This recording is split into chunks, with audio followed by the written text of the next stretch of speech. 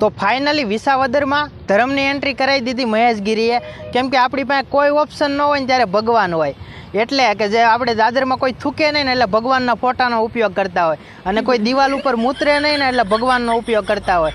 એમ જ વિસાવદરમાં કાંઈ મુદ્દો ન વધ્યો ને એટલે આપણે ધર્મની રાજનીતિ શરૂ કરાવી દીધી.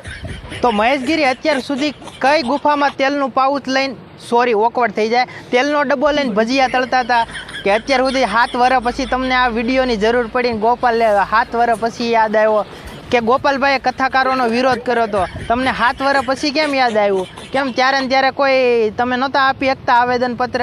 ત્યારે તમે ક્યાંય આપ્યું હતું આવેદનપત્ર? અત્યારે તમારે કેમ ગોપાલભાઈને યાદ કરવા પડ્યા? આ તો એ જ વાત થઈ ને કે અમુક માસીઓ હોય, તમે જાનમાં લઈ ગયા હોય ને તો પાછળ બેઠી બેઠી વરરાજાની બુરાઈ કરતી હોય કે આ નાનો હતો ને ત્યારે પથારીમાં મૂતરતો હતો. જ્યારે વરરાજો થયો હોય ને ત્યારે એની શેરવાની અને એના જ વખાણ કરવાના હોય, જમણવારના ને એના. ત્યારે આપણે એના બાળપણમાં એ પથારીમાં મૂતરતો હોય ને એના મુદ્દા ન ઉઠાવવાના હોય, કેમ કે બાળપણમાં પથારીમાં બધાય મૂતરતા જ હોય.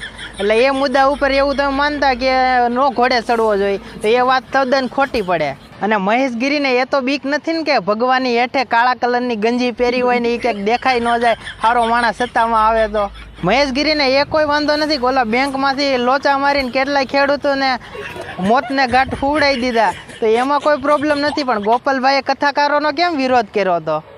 અને ધર્મના નામે જો વોટ માંગતા હોય ને એનું તળિયું તપાસ લેજો, ગટરની લાઈન છે કે પાણીની લાઈન છે એ પહેલાં ચેક કરીને પછી વોટ કરવું. કેમ કે ઘણી વખત આપણે પાણી જોઈને પાણી સમજી લેતા હોય પીવાનું, પણ ક્યારેક ગટરું નીકળતી હોય, એટલે તળિયું તપાસવાનું ભૂલતા નહીં વિસાવદરવાળાઓ.